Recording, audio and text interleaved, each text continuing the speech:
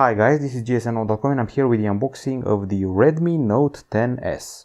This is a quad camera phone which packs an interesting CPU, the Helio G95, which was a staple on the best Realme phones. Pay attention, I said Realme, not Redmi, even though this is a Redmi. So we saw the Helio G95 on the Realme 8 and Realme 7, and here we are with a handset which has a familiar camera design. This setup has been used on the Xiaomi Redmi Note 10 Pro, but this time we're not getting a 108 megapixel camera, we're getting a 64 megapixel camera and sort of a human smiley face here below it. Anyway, it's an unboxing, so let me just fire up the phone and see what we're getting inside the box. My first impression is that for a 5000 mAh battery phone, it's quite light and surprisingly compact. That's the vibe I'm getting here. And keep in mind, there is written here ultra premium. I don't know exactly what it refers to. It could be the camera, it could be something else, we'll see. Now, as it fires up, the price tag is $230. That's the official price you're getting. And inside the box, we find the following. So first of all, here we should have a case. Let's see if we can open it without breaking it, hopefully, or find a smart way to do that. Here we go. Okay, so here we have the safety information, quick start guide, as well as the, what is this, warranty card, obviously. And there should be the metal key. You can see it here, the key used to access the slots, and that's how you actually open it. The slots, I mean the nano SIM card slots and also the microSD, plus we have this protective case, which as usual is transparent and flexible. And next up we got the charger, which is pretty hefty, has a USB-A connector and comes with the promise of, let's see what it's written here. It says up to 33 watts max charging, which for a 5000 mAh battery should be, I would say, slightly above 1 hour maybe. And here's the cable, which goes from USB-C to USB-A, a bit beefier than usual, definitely some fast charge going on. Okay, so there you have it. That's all that matters inside this box here. Trying to put some order into chaos and continue with the analysis of the device. So, Redmi Note 10s. What we got here is a very bright screen, which I'm going to tone down a little bit. And let's talk about the design first. At first feel, I would say it's actually plastic, but I've been surprised before. It's actually slimmer than the measurements show. On paper, you're getting an 8.3mm thick phone with a weight of 178.8 grams, which is actually not that bad. It's quite grippy. The curvature of the backside helps with the way it fits in your palm, and I can say you can easily use it with a single hand. As you can see, the power button is flat and integrates the fingerprint scanner, and we got the volume buttons here.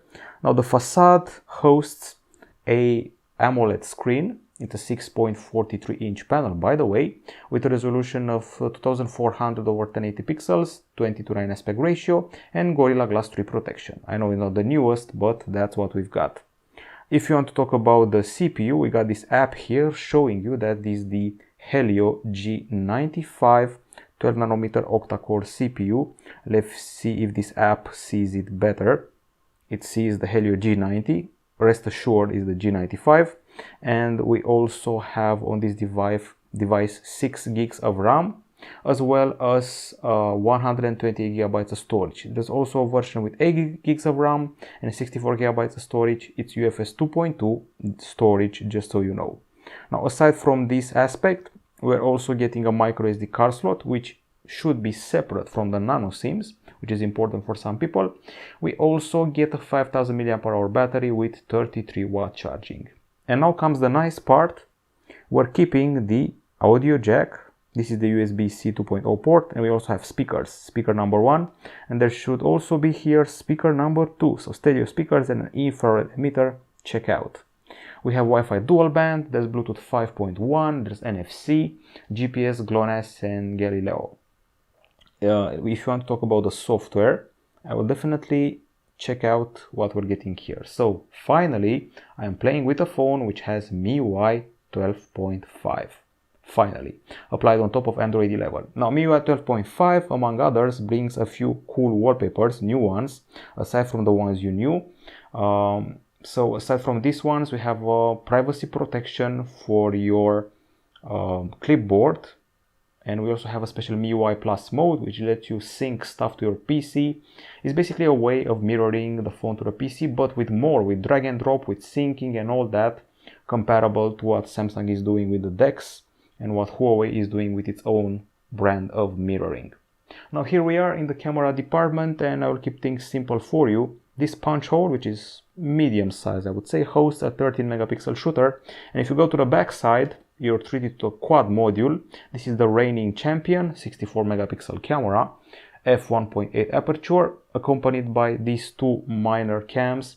They're two 2 megapixel shooters, macro and bokeh, and then we have the 8 megapixel ultrawide camera. It shoots in 4K, it has a pretty generous LED flash here, and a quick glance at the camera interface shows you a familiar setup.